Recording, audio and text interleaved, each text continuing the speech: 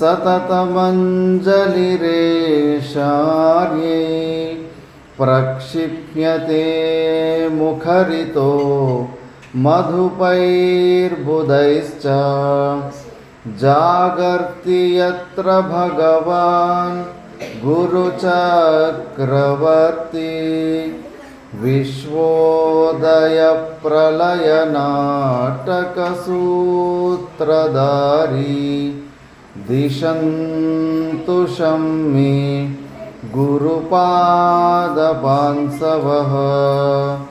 दिशन्तु शम्मे गुरुपादपांसवः.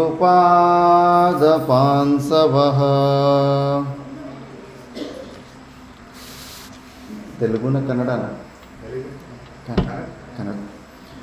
ಮೊದಲನೇದಾಗಿ ಆಲಯದ ಅಧಿಷ್ಠಾತ್ರಿ ದೇವರಾದ ರಾಮಲಿಂಗೇಶ್ವರ ಭಗವಾನ ಸಮೇತ ಎಲ್ಲರ ದೇವರಿಗೂ ಪ್ರಣಾಮ ಮಾಡುತ್ತಾ, ಹಾಗೆಯೇ ಅರ್ಚನೀಯ ವಂದನೀಯ ಶ್ರೋತ್ರಿಯ ಬ್ರಹ್ಮನಿಷ್ಠ ಬ್ರಹ್ಮಲೀನ ಶಿವರಾಮ ಅವಧೂತ ಸ್ವಾಮೀಜಿಯವರಿಗೆ ಪ್ರಣಾಮ ಮಾಡುತ್ತಾ, ಅರ್ಚನೀಯ ವಂದನೀಯ ಶ್ರೋತ್ರಿಯ ಬ್ರಹ್ಮನಿಷ್ಠ ಬ್ರಹ್ಮಲೀನ ಅಡವೀಶ ಸ್ವಾಮೀಜಿಯವರಿಗೆ ಪ್ರಣಾಮ ಮಾಡುತ್ತಾ, ಸಭೆಯನ್ನು ಅಲಂಕರಿಸಿರುವ ಎಲ್ಲರ ಭಕ್ತರಿಗೂ ನಾರಾಯಣ ಸ್ಮರಣೆ.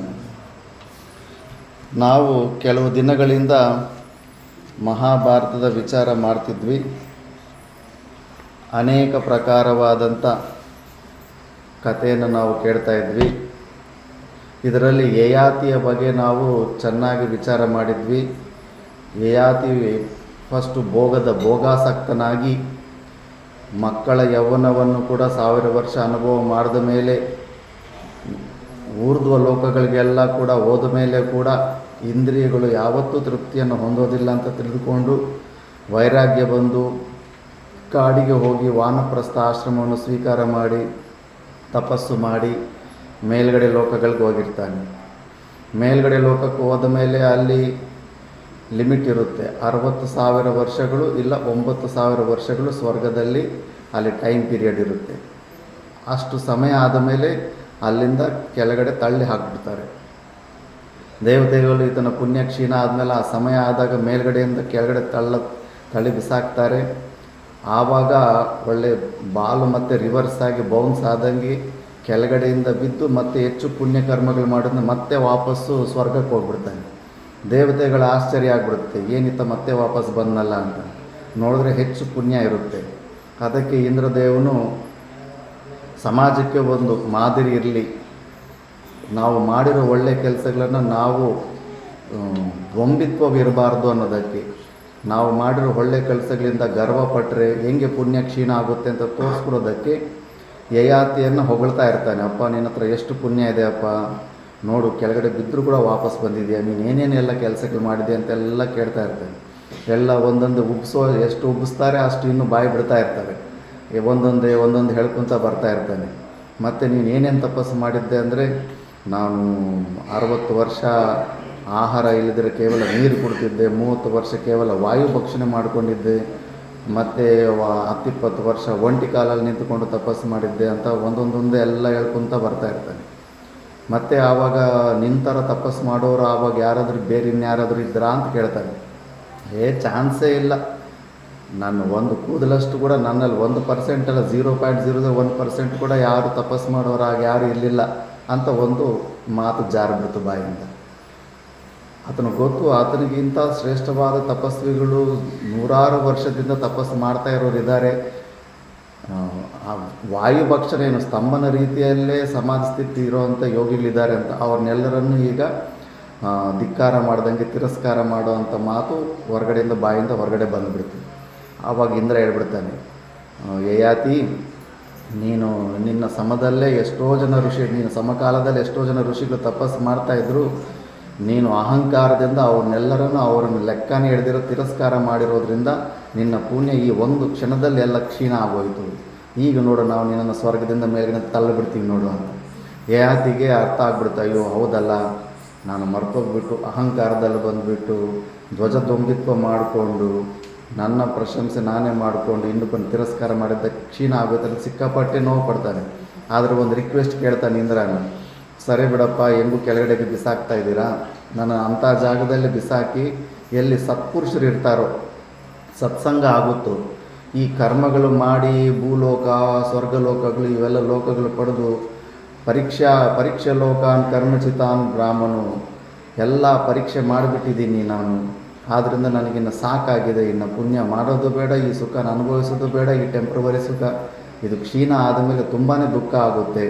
ಆದ್ದರಿಂದ ಈ ಸತಿ ಮೋಕ್ಷಕ್ಕೆ ನಾನು ಪ್ರಯತ್ನ ಮಾಡ್ಕೋಬೇಕು ಅಂತ ಸತ್ಪುರುಷರಿರುವಂಥ ಜಾಗದಲ್ಲಿ ನನ್ನನ್ನು ಕೆಳಗಡೆಗೆ ಭೂಲೋಕದಲ್ಲಿ ಬಿಸಾಕಿ ಅಂತಾನೆ. ಸರಿ ಅಂದ್ಬಿಟ್ಟಿದ್ದನು ಪಾಪ ಧರ್ಮಾತ್ಮ ಅಲ್ಲ ಯಯತೆ ಅಂದ್ಬಿಟ್ಟಿದ್ದನು ಇಂದ್ರ ಅಂಥ ಋಷಿಗಳಿರೋ ಜಾಗದಲ್ಲೇ ಕೆಳಗಡೆ ಬಿಸಾಕ್ತಾನೆ. ಅಲ್ಲಿ ಅಷ್ಟಕ ಋಷಿ ಇರ್ತಾನೆ. ಅಲ್ಲಿ ಅಷ್ಟಕ ಋಷಿ ಇದ್ದಾಗ ಯಯಾತಿ ಹತ್ರನೂ ತುಂಬ ಜ್ಞಾನ ಇರುತ್ತೆ, ಅಷ್ಟಕ ಋಷಿ ಹತ್ರನೂ ಜ್ಞಾನ ಇರುತ್ತೆ. ಪರಸ್ಪರವಾಗಿ ಅಷ್ಟಕ ಋಷಿ ವಯಸ್ಸಲ್ಲಿ ಸಣ್ಣವನಾಗಿದ್ದರೂ ಜ್ಞಾನದಲ್ಲಿ ವೃದ್ಧನಾಗಿರ್ತಾನೆ. ಆದರೆ ಪರಸ್ಪರವಾಗಿ ಇವರಿಬ್ಬರು ಚರ್ಚೆ ಮಾಡ್ಕೊತಾರೆ ಎಲ್ಲ ವಿಷಯಗಳ ಬಗ್ಗೆ.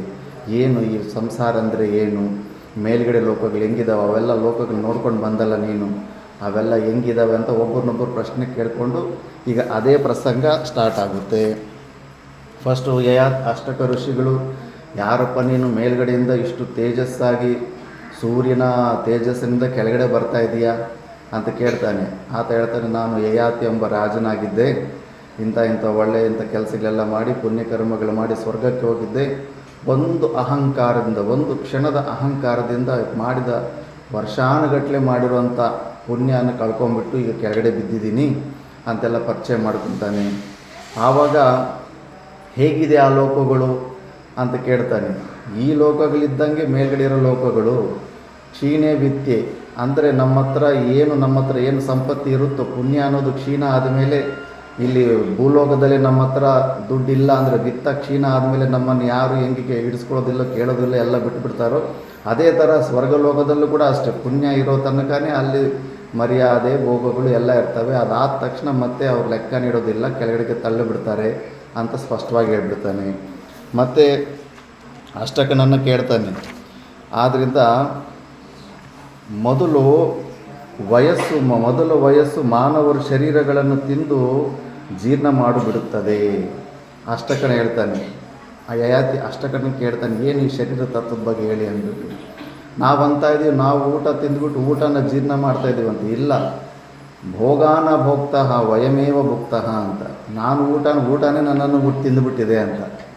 ತೃಷ್ಣಾನ ಜೀರ್ಣ ವಯಮೇವ ಜೀರ್ಣ. ನನ್ನ ಕೋರಿಕೆಗಳು ಪೂರ್ತಿ ಆಗಿದೆ ಅಂದರೆ ಇಲ್ಲ, ಕೋರಿಕೆಗಳು ಜೀರ್ಣ ಆಗಲಿಲ್ಲ, ನಾನೇ ಜೀರ್ಣ ಆಗಿಬಿಟ್ಟಿದ್ದೀನಿ, ಇದು ಶರೀರನೇ ಜೀರ್ಣ ಆಗಿಬಿಟ್ಟಿದೆ ಅಂದ್ಬಿಟ್ಟು. ಆದ್ದರಿಂದ ವಯಸ್ಸು ಕಳೆದಂತೆಲ್ಲ ಮನುಷ್ಯನು ಜೀರ್ಣವಾಗುತ್ತಾ ಹೋಗ್ತಾ ಇರ್ತಾನೆ. ವಯಸ್ಸು ತಿಂದುಳಿಸಿದ ಪ್ರಾಣರಹಿತವಾದ ಜೀರ್ಣ ಶರೀರವನ್ನು ರಣಹದ್ದುಗಳು, ನವಿಲುಗಳು ಮತ್ತು ಕ್ರಿಮಿಕೀಟಗಳು ತಿಂದು ಮುಗಿಸಿಬಿಡುತ್ತವೆ. ಒಂದು ವೇಳೆ ಅಂತ್ಯ ಸಂಸ್ಕಾರ ಮಾಡಿದ್ರೆ ಭೂಮಿಯಲ್ಲಿ ಊತ ಹಾಕಿದ್ರೂ ಕೂಡ ಅಲ್ಲಿ ಕೂಡ ಕ್ರಿಮಿಕೀಟಗಳು ತಿಂದುಬಿಡ್ತವೆ. ಮನುಷ್ಯನು ನಾಮಾವಶೇಷನಾಗುತ್ತಾನೆ. ಹೆಸರೊಂದು ಮಾತ್ರ ಸ್ವಲ್ಪ ಕಾಲದವರೆಗೂ ಉಳಿದಿರುವುದೇ ಹೊರತು ಭೌತಿಕವಾಗಿ ಅವನ ಯಾವ ಕುರುಹು ಈ ಭೂಮಿಯಲ್ಲಿ ಉಳಿದಿರುವುದಿಲ್ಲ. ಹೆಸರು ಕೂಡ ಎಷ್ಟು ದಿವಸ ಇರುತ್ತೆ? ನಿಮ್ಮ ತಾತನ ಹೆಸರು ಗೊತ್ತು, ಇಲ್ಲಾಂದರೆ ನಿಮ್ಮ ಮುತ್ತಾತನ ಹೆಸರು ಗೊತ್ತು. ಮುತ್ತಾತನ ಅಪ್ಪನ ಹೆಸರು, ಮುತ್ತಾತನ ತಾತನ ಹೆಸರು ಗೊತ್ತಾ? ಹೋಯ್ತು ಅಷ್ಟೇ. ಆ ಫೋಟೋಗಳು ಕೂಡ ಒಂದು ವೇಳೆ ಯಾರಾದರೂ ಫಾಲೋ ಮಾಡ್ಕೊಂಡಿದ್ದರೆ, ತುಂಬ ಹಳೇದಾಗೋಗಿದ್ರೆ ಫೋಟೋಗಳು ಕೂಡ ತೆಗೆದು ಬಿಡ್ತಾರೆ. ಸಾಕು, ಇನ್ನು ತಾತ ಮುತ್ತಾದ್ರೆ ಅವ್ನು ಎಷ್ಟು ದಿವಸ ಜಾಗ ಇಲ್ಲ ಮನೆಯಲ್ಲಿ ಅಂದ್ಬಿಟ್ಟಿದ್ದನು ಆ ಫೋಟೋಗಳನ್ನು ಕೂಡ ತೆಗೆದು ಬಿಡ್ತಾರೆ. ಹೆಸರು ಕೂಡ ಅಷ್ಟೇ, ಸ್ವಲ್ಪ ದಿವಸ ಆದಮೇಲೆ ಹೆಸರು ಕೂಡ ಇರೋದಿಲ್ಲ. ಏನು ಒಂದು ನಾನು ಅಂತ ಇವಾಗ ಗರ್ವದಿಂದ 100 ಕಿಲೋ 150 ಕಿಲೋ ಶರೀರದ ಇಟ್ಟುಕೊಂಡು ಅಂತೀವಲ್ಲ, ಒಂದು ಕೂಡ ಅದರ ಅಸ್ತಿತ್ವ ಒಂದು ಚೂರು ಕೂಡ ಅದು ಹೆಸರು ಕೂಡ ಇರೋದಿಲ್ಲ. ಸ್ವಲ್ಪ ಕಾಲ ಆದಮೇಲೆ ಹೆಸರು ಕೂಡ ಹೊರಟೋಗ್ಬಿಡುತ್ತೆ. ಮತ್ತು ಪುನಃ ಅವನು ಹೇಗೆ ಬರ್ತಾನೆ ಅಂದರೆ, ಈ ಭೂಮಿಯ ಮೇಲೆ ಭೌಮವೆಂಬ ಬೇರೆಯ ನರಕವಿರುವುದೆಂಬುದನ್ನು ನಾನು ಇದುವರೆಗೂ ಕೇಳಿರೋದಿಲ್ಲ. ಈ ಭೂಲೋಕವನ್ನು ಕೂಡ ಋಷಿಗಳು ನರಕ ಅಂತಲೇ ಹೆಸರಿಡ್ತಾರೆ. ಇದನ್ನು ಭೌಮ ನರಕ ಅಂತಾರೆ. ಯಾರು ಶರೀರ, ಸುಮಾರು ಜನ ಈ ಆತ್ಮಹತ್ಯೆ ಮಾಡ್ಕೊಳ್ಳೋರೆಲ್ಲ ಏನು ಅಂದ್ಕೊಂಡ್ಬಿಡ್ತಾರೆ, ಈ ಸ್ಥೂಲ ಶರೀರನ ವಿಯೋಗ ಮಾಡ್ಕೊಂಡ್ಬಿಟ್ರೆ ಸಾಕು, ಕಷ್ಟಗಳೆಲ್ಲ ಪರಿಹಾರ ಆಗ್ತವಂತ. ಆಗೋದಿಲ್ಲ. ಅಷ್ಟಕ ಮಹರ್ಷಿ ಅಂತಲೇ ಈ ಸ್ಥೂಲ ಶರೀರ ವಿಯೋಗ ಆದರೂ ಕೂಡ ನಮಗಿರೋ ವಾಸನೆಗಳು, ಈ ಪ್ರಪಂಚದ ಮೇಲಿರೋ ಅಟ್ಯಾಚ್ಮೆಂಟು, ನಾವು ಹುಟ್ಟಿರೋ ಜಾಗ, ನಮ್ಮ ಮಮಭಾವ ಯಾರ್ಯಾರ ಮೇಲೆ ಇರುತ್ತೆ ಅವ್ರನ್ನ ಬಿಟ್ಟು ಹೋಗೋದಿಲ್ಲ ಪ್ರೇತಾತ್ಮ. ಆತ್ಮಹತ್ಯೆ ಮಾಡಿಕೊಂಡ್ರೆ 18 ವರ್ಷ ಪ್ರೇತ ಯೋನಿಗೆ ಹೋಗಬೇಕಾಗುತ್ತೆ. ಆವಾಗ ಅಲ್ಲಿ ಕಂಪಲ್ಸರಿ ಇನ್ನು ಆ ಸುತ್ತಮುತ್ತ ತಿರುಗುತ್ತಾ ಇರ್ತಾನೆ. ಅದಕ್ಕೆ ಈ ಅಂತ್ಯೇಷ್ಟಿ ಕ್ರಿಯೆಗಳು ಮಾಡೋದು. ಅಂತ್ಯೇಷ್ಟಿ ಕ್ರಿಯೆಗಳಲ್ಲಿ ಆ ಮಡಿಕೆ ಇಟ್ಟುಕೊಂಡು ಮಡಿಕೆಯನ್ನು ಹೊಡೆದು ಹೇಳೋದು, ಈಗಲಾದರೂ ಬಿಡೋ ಮೋಹನ, ನಿನ್ನ ಶರೀರನ ಭೂಮಿಯಲ್ಲಿ ಊತಾಗ್ಬಿಟ್ಟಿದ್ದೀವಿ, ಇಲ್ಲ ಸುಟ್ಟಾಗ್ಬಿಟ್ಟಿದ್ದೀವಿ, ಈಗಲಾದರೂ ಈ ಜಾಗನ ನಮ್ಮನ್ನು ಬಿಟ್ಟು ಹೋಗು, ನಿನ್ನ ನೆಕ್ಸ್ಟ್ ಜನ್ಮಗಳನ್ನು ನೀನು ಸೆಲೆಕ್ಟ್ ಹೋಗಂತ ತೆಲುಗಿನಲ್ಲಿ ಕುಂಡ ಬದ್ದಲು ಕೊಟ್ಟು ಚಪ್ಪಡಮ್ ಅಂತಾರಲ್ಲ, ಅದು ಮಡಿಕೆ ಹೊಡೆದು ಹೇಳೋದು, ಮುಗಿದೋಯ್ತು, ಈಗಲಾದರೂ ಈ ಜಾಗನ ಈ ಊರನ್ನು ಎಲ್ಲ ಬಿಟ್ಟು ಹೋಗೋನು. ಆ ಪ್ರೇತಾತ್ಮಕ್ಕೆ ಒಂದು ಲಾಸ್ಟ್ ಮೆಸೇಜ್ ಅದು. ಆ ಥರ ಅಲ್ಲಿ ತನಕ ಅಲ್ಲೇ ಸುತ್ತಾಡ್ತಾ ಇರುತ್ತೆ. ಯಾಕಂದರೆ ಈ ಭೂಲೋಕದ ಮೇಲೆ ಅಷ್ಟು ವಿಪರೀತವಾಗಿ ಅಟ್ಯಾಚ್ಮೆಂಟ್ ಇರುತ್ತೆ. ಆದ್ದರಿಂದ ನಿಯಮಿತ ಕಾಲದಲ್ಲಿ ಅವನು ಪುನಃ ತನ್ನ ಕರ್ಮ ಫಲಾನುಸಾರವಾಗಿ ಪ್ರಾಣಿಗಳ ಗರ್ಭದಲ್ಲಿ ಬೀಳುತ್ತಾನೆ. ಮತ್ತು ಅವನು ನೆಕ್ಸ್ಟ್ ಜನ್ಮಗಳು ರೆಡಿಯಾಗಿರ್ತವೆ. ಹೆಂಗೆ ಇವಾಗ ಸಾವಿರಾರು ಹಸುಗಳಿದ್ದರೂ ಕೂಡ ಆ ಕರು ಅನ್ನೋದು ಯಾವುದಿರುತ್ತೋ ಕರೆಕ್ಟಾಗಿ ಅದರ ತಾಯಿ ಹತ್ರ, ಅದು ದೇಸಿ ಹಸುಗಳಾದರೆ, ಈ ಜರ್ಸಿ HF ಅದ್ರ ಕರುಗಳು ಮತ್ತು ಎಮ್ಮೆಯ ಮರಿಗಳು ಇವೆಲ್ಲ ಕರೆಕ್ಟಾಗಿ ಅವ್ರ ತಾಯಿ ಹತ್ರ ಹೋಗೋದಕ್ಕೆ ಬರೋದಿಲ್ಲ, ಸ್ವಲ್ಪ ಚುರುಕುತನ ಕಡಿಮೆ ಇರುತ್ತೆ. ಈ ನಾಟಿ ಹಸು ಅಂತಾರಲ್ಲ, ದೇಸಿ ಹಸು, ಅಂಥ ಹಸುಗಳ ಕರು 1000 ಹಸುಗಳಿದ್ದರೂ ಕೂಡ ಕರೆಕ್ಟಾಗಿ ತನ್ನ ತಾಯಿ ಹತ್ರನೇ ಹೋಗ್ತವೆ. ಹಿಂಗೆ ಯಾವ ಥರ ಹೋಗ್ತಾವೋ ಅದೇ ಥರ ಜೀವನು ಈ ಶರೀರನ ಬಿಟ್ಟು ಸೂಕ್ಷ್ಮ ಶರೀರ, ಕಾರಣ ಶರೀರಗಳಿದ್ದಾಗ ಕರೆಕ್ಟಾಗಿ ಅವನು ಮಾಡಿರೋ ಪುಣ್ಯ ಪಾಪ ಕರ್ಮಗಳಿಗೆ ನೆಕ್ಸ್ಟ್ ಜನ್ಮ ಯಾವುದು ಕರೆಕ್ಟಾಗಿ ಯೋಗ್ಯವಾಗಿರುತ್ತೋ ಆ ಜಾಗಕ್ಕೆ, ಆ ಶರೀರಕ್ಕೆ ಹೋಗಿ ಸೇರ್ಕೊತಾನೆ. ಜೀವಭಾವದಲ್ಲಿ ಅದನ್ನೇ ಹೋಗಿ ಇಟ್ಕೊತಾನೆ. ಆದ್ದರಿಂದ ಅವರವರು ಕರ್ಮಾನುಸಾರವಾಗಿ ಭೌತಿಕ ಶರೀರವನ್ನು ತೊರೆದು ಜೀವರು ಫಸ್ಟು ಸ್ವರ್ಗ, ಎಲ್ಲಾದರೂ ಸ್ವರ್ಗಲೋಕಕ್ಕೆ ಹೋದರೂ ಕೂಡ ಅಲ್ಲೂ ಲಿಮಿಟೇಷನ್ ಇರುತ್ತೆ. 60,000 ವರ್ಷಗಳ ಕಾಲ ಅಥವಾ 80,000 ವರ್ಷಗಳ ಕಾಲ ಸ್ವರ್ಗಾದಿ ಲೋಕಗಳಲ್ಲಿ ಇರಬಹುದು. ಪುಣ್ಯ ಫಲವು ಮುಗಿಯಿತೆಂದರೆ ಅವರು ಭೌಮವೆಂಬ ನರಕದಲ್ಲಿ ಬೀಳುತ್ತಾರೆ. ಈ ಭೂಲೋಕವನ್ನು ಭೌಮ ಅಂತ ನರಕ ಅಂತ. ಮತ್ತು ಈ ನರಕದಲ್ಲಿ ಕೋರೆಗಳಿರೋ ಅಂಥ ರಾಕ್ಷಸಗಳಿರ್ತಾರಂತೆ, ಅವರು ಸಾಯೋ ತನಕ ಹಿಂಸೆ ಮಾಡ್ತಾ ಇರ್ತಾರಂತೆ. ಅದೇ ಭೂಲೋಕದಲ್ಲಂಥ ಕೋರೆ ಹಳ್ಳಿರೋ ಅಂಥ ರಾಕ್ಷಸರಂದರೆ ನಾನು ನಿಮಗೆ ರಾಕ್ಷಸ, ನೀವು ನಮಗೆ ರಾಕ್ಷಸರು, ಗಂಡ ಹೆಂಡತಿಗೆ ರಾಕ್ಷಸ, ಹೆಂಡತಿಗೆ ಗಂಡ ರಾಕ್ಷಸ, ಮಕ್ಕಳಿಗೆ ತಂದೆ ತಾಯಿ ರಾಕ್ಷಸರು, ತಂದೆ ತಾಯಿಗೆ ಮಕ್ಕಳು ರಾಕ್ಷಸ. ಅಂದರೆ ಪರಸ್ಪರವಾಗಿ ಒಬ್ರಿಗೊಬ್ಬರು ಹಿಂಸೆಗಳು ಮಾಡ್ಕೊತಾ ಇರ್ತೀವಿ. ನಾವೇ ಒಬ್ರಿಗೊಬ್ಬರು ಸುಖ ದುಃಖಗಳಿಗೆ ನಿಮಿತ್ತವಾಗ್ತೀವಿ ಅಂದ್ಬಿಟ್ಟು ಅದಕ್ಕೆ ಈ ಭೂಲೋಕವು ಕೂಡ ಭೌಮ ಎಂಬ ನರಕ ಅಂತಲೇ ವರ್ಣನೆ ಮಾಡ್ತಾರೆ. ಮತ್ತು ಮೇಲಿನಿಂದ ಕೆಳಕ್ಕೆ ಬೀಳುವಾಗ ಜೀವನು ಅಷ್ಟು ಶರೀರದಲ್ಲಿರ್ತಾನಲ್ಲ, ಬಿದ್ದ ಅವನಿಗೆ ಭಯ ಆಗೋದಿಲ್ವ, ಹೆದರಿಕೆ ಆಗೋದಿಲ್ಲ, ಹೇಗೆ ಕೆಳಗಡೆ ಬರ್ತಾನೆ ಅಂತ ಪ್ರಶ್ನೆ ಕೇಳ್ತಾನೆ.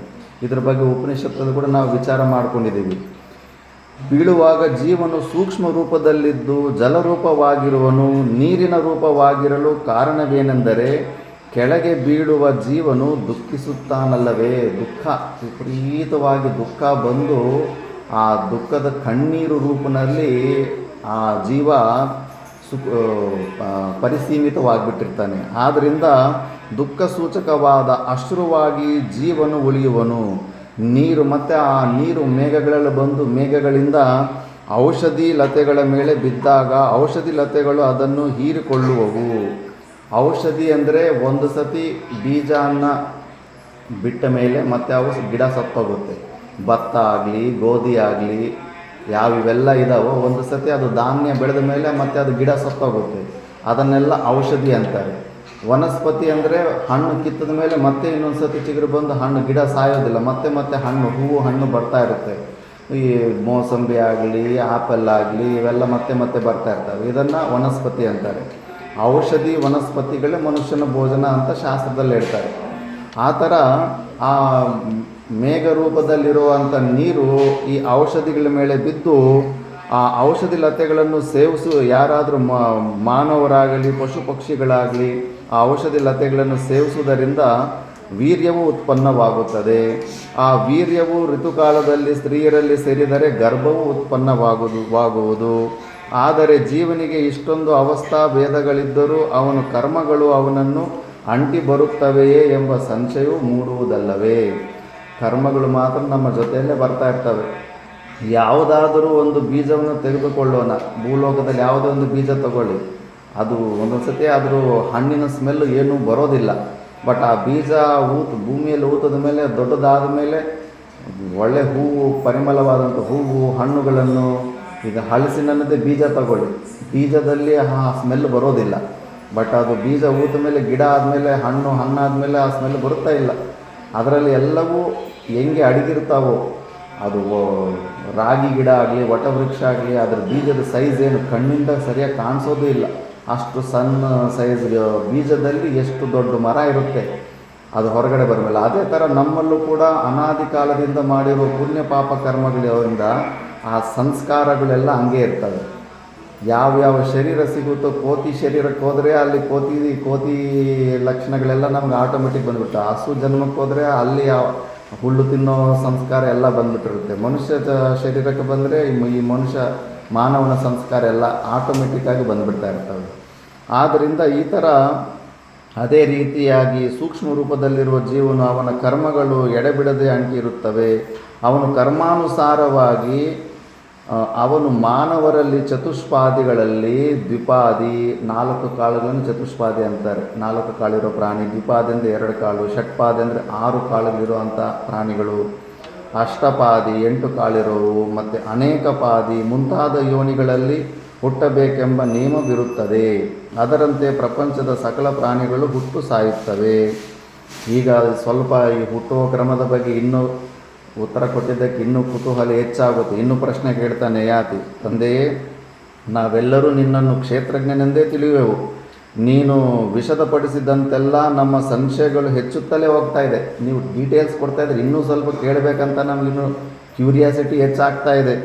ಆದ್ದರಿಂದ ಸೂಕ್ಷ್ಮ ರೂಪದಲ್ಲಿರುವ ಜೀವನು ಪುನಃ ಗರ್ಭದಲ್ಲಿ ಪ್ರವೇಶಿಸಿ ಹೊರಬರುವಾಗ ತಾನು ಹಿಂದಿನ ಜನ್ಮದಲ್ಲಿದ್ದ ರೂಪವನ್ನೇ ಧರಿಸುತ್ತಾನೆಯೋ ಅಥವಾ ಬೇರೆಯ ವಿಧವಾದ ರೂಪವು ಬರುವುದೋ, ರೇತಸ್ಸಿನಲ್ಲಿ ಲುಪ್ತವಾಗಿರುವ ಅಂಗಾಂಗಗಳು ಹೇಗೆ ಸ್ಪಷ್ಟವಾಗುವು ಮತ್ತು ಕಿವಿ ಕಣ್ಣುಗಳೇ ಮೊದಲಾದ ಇಂದ್ರಿಯಗಳಿಗೆ ಗಂಧರಸ ಗ್ರಹಣ ಶಕ್ತಿ, ಶ್ರವಣ ಶಕ್ತಿ, ದರ್ಶನ ಶಕ್ತಿ, ಸ್ಪರ್ಶನ ಶಕ್ತಿಗಳು ಹೇಗೆ ಉಂಟಾಗುವು.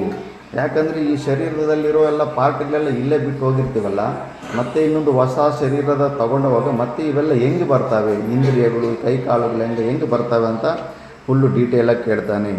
ಇದಕ್ಕೆ ಕಂಪ್ಲೀಟು ಮಹಾಭಾರತ ಗ್ರಂಥ ನಮ್ಮದು. ವಿದೇಶದವರು ಇದನ್ನು ಸ್ಟೋರಿಯಲ್ಲಿ ಏನೇ ಅನ್ನಲಿ, ಇವಾಗ ಸೈನ್ಸಿಗೆ ಎಲ್ಲ MRI ಸ್ಕ್ಯಾನುಗಳು ಅವು ಇವು ಬಂದ ಮೇಲೆ ಗರ್ಭದ ಒಳಗಡೆ 1ನೇ ತಿಂಗಳಿಂದ ಹಿಡಿದು 1ನೇ ದಿವಸದಿಂದ 9ನೇ ತಿಂಗಳ ತನಕ ಏನೇನೆಲ್ಲ ಚೇಂಜಸ್ ಆಗುತ್ತೆ ಅಂತ ಈಗೀಗ ಕೆಲವೊಂದು ವರ್ಷಗಳ ಮುಂದೆನೇ ಗೊತ್ತಾಗಿತ್ತು. ನಮ್ಮ ಶಾಸ್ತ್ರದಲ್ಲಿ ಫುಲ್ಲು ಡೀಟೇಲ್ಸ್ ಇದೆ. ಇದನ್ನೆಲ್ಲ ಸುಮ್ಮನೆ ಸ್ಟೋರಿ, ಇದು ಮಿತ್ ಅಂದ್ರೆಗನ ಸುಮ್ಮನೆ ಯಾವುದೋ ಕ್ರಿಯೇಟ್ ಮಾಡಿರೋ ಸ್ಟೋರಿ ಅಂತ ಇಡೀ ಪ್ರಪಂಚ ಅಂತ ಇತ್ತು. ಈಗ ಇದು ಪ್ರೂಫ್ ಇದೆ ನೋಡಿ. ಗರ್ಭದಲ್ಲಿ 1ನೇ ದಿವಸದಿಂದ 9ನೇ ತಿಂಗಳ ತನಕ ಏನೇನಾಗುತ್ತೆ ಅಂತ ಫುಲ್ಲು ಡೀಟೇಲ್ಸ್ ಮಹಾಭಾರತದಲ್ಲಿ ಡೀಟೇಲ್ ಕೊಟ್ಬಿಡ್ತಾರೆ. ಅದೇ ಈಗ ಸೈನ್ಸಲ್ಲೂ ಕೂಡ ಈಗ ಅದೇನು ಹೋಗ್ತಾ ಇದೆ. ಈಗ ಅದನ್ನೇ ಅಷ್ಟಕರು ಕಂಪ್ಲೀಟ್ ಡೀಟೇಲ್ ಕೊಡ್ತಾರೆ. ಗರ್ಭದಲ್ಲಿ ಸೇರುವ ಶುಕ್ರ ಶ್ರೋಣಿತಗಳು ಸಂಯೋಜನೆಯಲ್ಲಿ ವೀರ್ಯವು ಹೆಚ್ಚಾಗಿದ್ದರೆ ಗಂಡು ಮಗು ಹುಟ್ಟುತ್ತದೆ. ಕ್ರೋಮೋಸೋಮ್ಸ್ ಅಂತಾರೆ, XY ಕ್ರೋಮೋಸೋಮ್ಸ್ ಅಂತಾರೆ. ಅವು ಯಾವುದು ಹೆಚ್ಚು, ಅವು ಮಿಶ್ರಿತವಾಗುವಾಗ ಯಾವುದು ಹೆಚ್ಚಿರುತ್ತೋ ಆ ಹೆಚ್ಚು ಅಂಶದಿಂದ ಅದು ಗಂಡು ಮಕ್ಕಳು ಹುಡ್ತಾರೆ. ಹೆಣ್ಣಿನ Y ಕ್ರೋಮೋಸೋಮ್ ಹೆಚ್ಚಿದ್ರಾಗ ಅದು ಹೆಣ್ಣು ಮಕ್ಕಳು ಹುಡ್ತಾರೆ. ಮತ್ತು ಶೋಣಿತವು ಹೆಚ್ಚಾಗಿದ್ದರೆ ಹೆಣ್ಣು ಮಗು ಹುಟ್ಟುತ್ತದೆ. ಎರಡೂ ಸಮವಾಗಿದ್ದರೆ ನಪುಂಸಕ ಶಿಶುವು ಹುಟ್ಟುತ್ತದೆ. ಶುಕ್ರವು ಒಡೆದಿದ್ದರೆ ಅವಳಿ ಮಕ್ಕಳು ಹುಟ್ಟುತ್ತಾರೆ. ಅವಳಿ ಮಕ್ಕಳು ಹುಡ್ತಾರಲ್ಲ, ಅದು ಒಡೆದೋಗಿದ್ದರೆ ಗಾಂಧಾರಿ ಕೈಯಲ್ಲಿ ಒಡ್ಕೊಂಡ್ಬಿಟ್ಟಿರ್ತಾರೆ ಮುದ್ದೆಯನ್ನು, ಅದಕ್ಕೆ ಅದು 100 ಪೀಸ್ ಆಗಿರುತ್ತೆ. 100 ಪೀಸ್ ಹಾಕಿ ಅದನ್ನೇ ಮತ್ತೆ ಟೆಸ್ಟ್ ಟ್ಯೂಬ್ಗಳಲ್ಲಿ ಹಾಕಿದ್ರೆ ಮತ್ತೆ ಅವರು 100 ಜನಕ್ಕೆ ಅವರು ಹುಟ್ಟಿರ್ತಾರೆ. ಆ ಥರ ಅವಳಿ ಮಕ್ಕಳು ಹುಟ್ಟುತ್ತಾರೆ. ಗರ್ಭದಲ್ಲಿ ಸೇರಿದ ರೇತಸ್ಸು ಮೊದಲನೆಯ ರಾತ್ರಿಯು ಕಳೆದ ನಂತರ ಕಲಲ ರೂಪವಾಗಿರುತ್ತದೆ. 5 ರಾತ್ರಿಗಳು ಕಳೆದರೆ ನೊರೆಯ ರೂಪವಾಗಿರುತ್ತದೆ. 5 ದಿನಗಳಾದಮೇಲೆ ನೊರೆ ರೂಪದಲ್ಲಿರುತ್ತೆ. 7 ರಾತ್ರಿಗಳು ಕಳೆದ ನಂತರ ಪೇಶಿ ಅಂದರೆ ಮಾಂಸದ ಮುದ್ದೆ ಥರ ಆಗುತ್ತೆ. 14 ರಾತ್ರಿಗಳು ಕಳೆದ ನಂತರ ಅರ್ಬುದ ರೂಪಕ್ಕೆ ಬರುತ್ತದೆ. 25 ರಾತ್ರಿಗಳು ಕಳೆದ ನಂತರ ಗಣರೂಪವಾಗಿರುತ್ತದೆ. ಮಾಸವು ಕಳೆದೊಡನೆ ಕಳ್ಳಿನಂತೆ ಕಠಿಣವಾಗುತ್ತದೆ. 2 ಮಾಸದೊಳಗೆ ತಲೆಯ ರಚನೆಯಾಗುತ್ತದೆ. 3 ತಿಂಗಳೊಳಗಾಗಿ ಕತ್ತು ಹುಟ್ಟುತ್ತಂತೆ. 3 ತಿಂಗಳಿಗೆ ಕತ್ತು ಹುಟ್ಟುತ್ತದೆ. 4 ತಿಂಗಳೊಳಗೆ ಚರ್ಮವು ಹೊದಿಸಲ್ಪಡುವುದು. 5ನೆಯ ಮಾಸದಲ್ಲಿ ಉಗುರು ಕೂದಲುಗಳು ಹೊರಸೂಸುವವು. 6ನೆಯ ಮಾಸದಲ್ಲಿ ಮುಖ, ಕಣ್ಣು, ಮೂಗು, ಕಿವಿಗಳು ರಚನೆಯಾಗುವುದು. 7ನೆಯ ತಿಂಗಳಲ್ಲಿ ಚಲನ ಸಾಮರ್ಥ್ಯವು ಬರುವುದು. 8ನೆಯ ತಿಂಗಳಲ್ಲಿ ಬುದ್ಧಿಯ ಸಂಯೋಗವಾಗುವುದು. 8ನೇ ತಿಂಗಳಲ್ಲಿ ಬುದ್ಧಿಯ ಸಂಯೋಗವಾಗುತ್ತೆ. 7ನೇ ತಿಂಗಳು 6ನೇ ತಿಂಗಳಿಂದ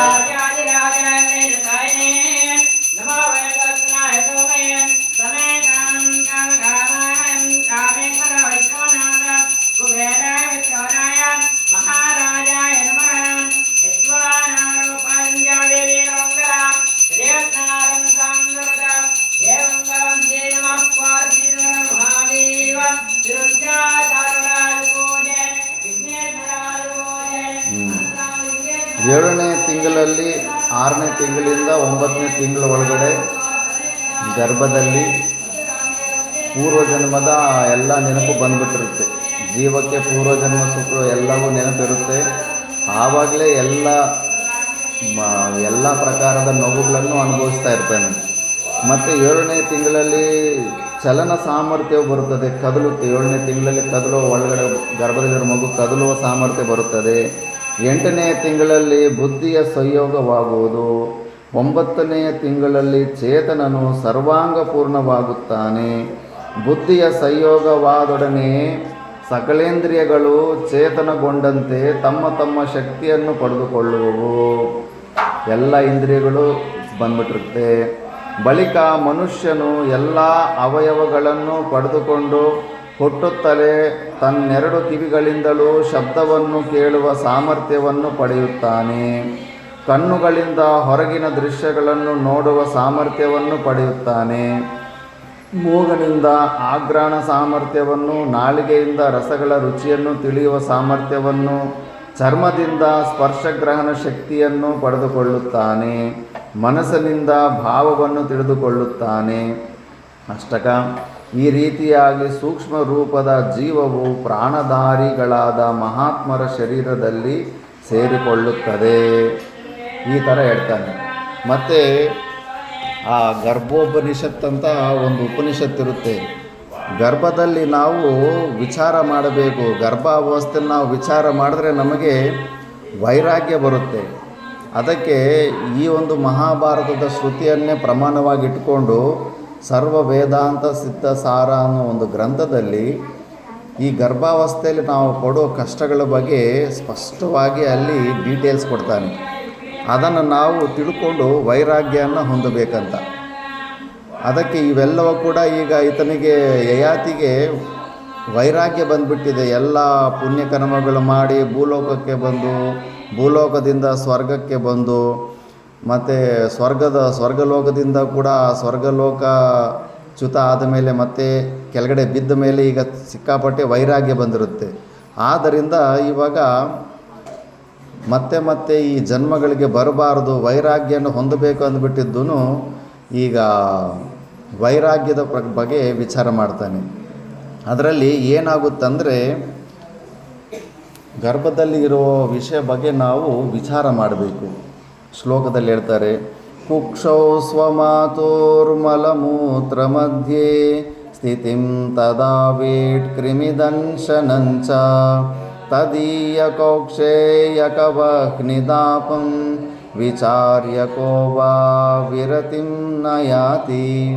ಕುಕ್ಷೌ ಅಂದರೆ ತಾಯಿಯ ಗರ್ಭದಲ್ಲಿ ಸ್ವಮಾತುರ್ ಮಲಮೂತ್ರ ಮಧ್ಯೆ, ಮಲಮೂತ್ರಗಳ ಮಧ್ಯದಲ್ಲಿ ಮಗು ಇರುತ್ತೆ. ಅದಕ್ಕೆ ಮಗು ಹುಟ್ಟಿದ ಸಮಯದಲ್ಲಿ ಒಂದಷ್ಟು 9 ದಿವಸ ಅಷ್ಟು ಗುಡಿಗಳಿಗೆ ಎಲ್ಲದಲ್ಲೂ ನಿಷೇಧ ಮಾಡ್ತಾರೆ. ಯಾಕಂದರೆ ಮಗು ಮಲಮೂತ್ರದಲ್ಲಿ ಚೆನ್ನಾಗಿ ಅಲ್ಲಿ ಡಿಪ್ ಆಗಿರುತ್ತೆ.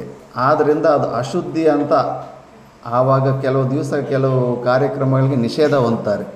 ಆದ್ದರಿಂದ ಇದನ್ನು ತಿಳ್ಕೋಬೇಕು.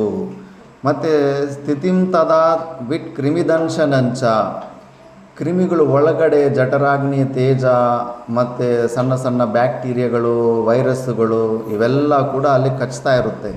ಅವು ದೊಡ್ಡ ಹಿಂಸೆ ಆಗ್ತಾ ಇರುತ್ತೆ ಮಗುಗೆ.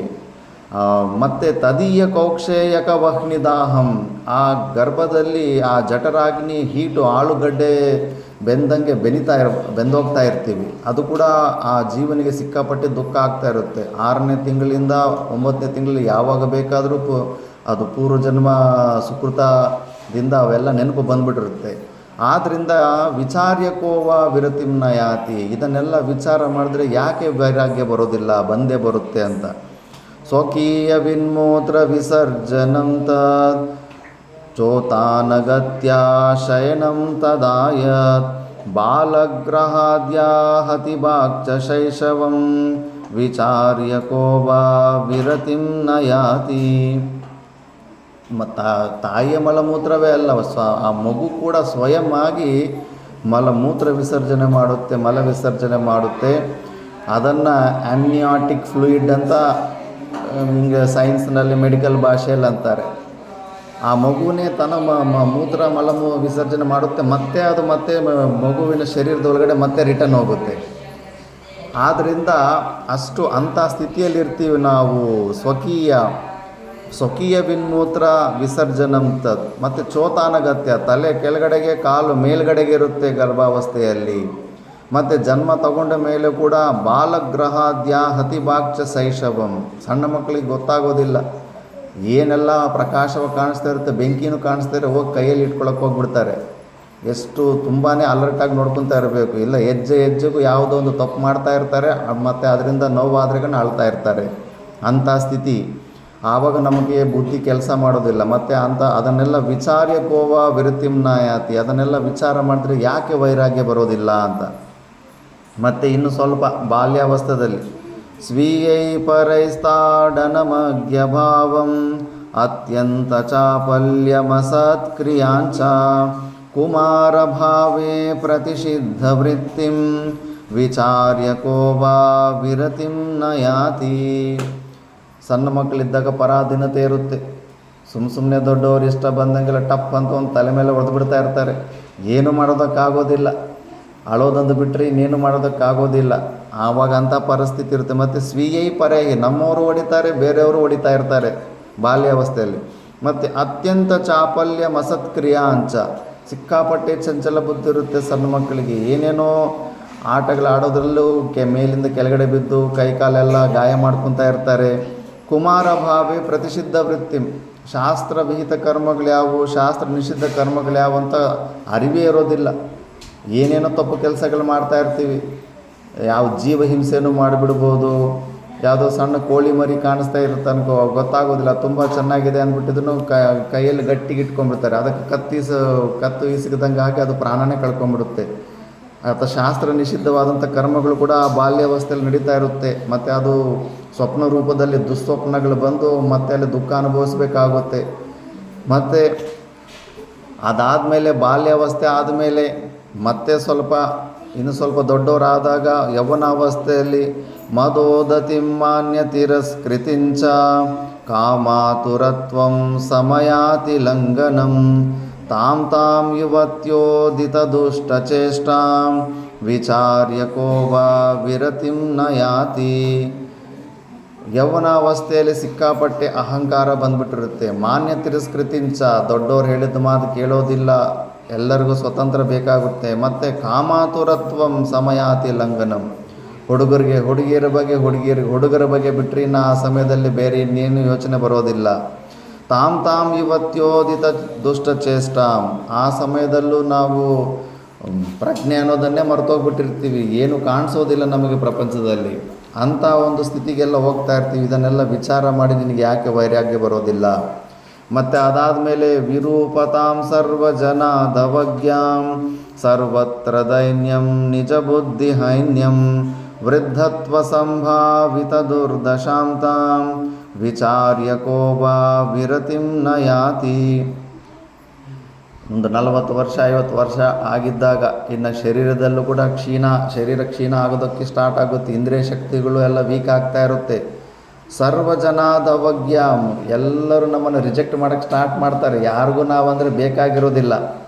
ಸರ್ವತ್ರ ದೈನ್ಯಂ ನಿಜ ಬುದ್ಧಿ ಹೈನ್ಯಂ, ಭಿನ್ನತೆ ಇರುತ್ತೆ. ಎಲ್ಲೋದ್ರೂ ಉದ್ಯೋಗ ಮಾಡಲಿ, ಎಷ್ಟು ದೊಡ್ಡ ಪೋಸ್ಟೇ ಇರಲಿ, ಯಾರ್ದೋ ಒಬ್ರದ್ದು ನಮ್ಮ ಜುಟ್ಟು ಯಾರ್ದೋ ಒಬ್ಬರ ಕೈಲಿರುತ್ತೆ ಪರಾಧೀನ ಸ್ಥಿತಿಯಲ್ಲಿ. ಯಾವ ಕಂಪ್ನಿಯಲ್ಲಿ ಕೆಲಸ ಮಾಡಿದ್ರು ಮ್ಯಾನೇಜರ್ ಕೈಲಿ ನಮ್ಮ ಜೀವನ ಇರುತ್ತೆ. ಅವನು ಬೈದರೆ ಬಯಸ್ಕೋಬೇಕು, ನಮ್ಮ ತಪ್ಪಿಲ್ಲ ಅಂದರೂ ಕೂಡ ಅವನು ಬೈದರೂ ಕೂಡ ಬಯಸ್ಕೋಬೇಕಾಗುತ್ತೆ. ಪರಾಧೀನ ಅವಸ್ಥೆಯಲ್ಲಿರುತ್ತೆ. ಏನಾದರೂ ಅವನು ಹೆಚ್ಚು ಎದುರು ಜವಾಬು ಕೊಟ್ಟರೆ ಮತ್ತೆ ಉದ್ಯೋಗದಿಂದನೇ ತೆಗೆದು ಬಿಸಾಕ್ಬಿಡ್ತಾನೆ.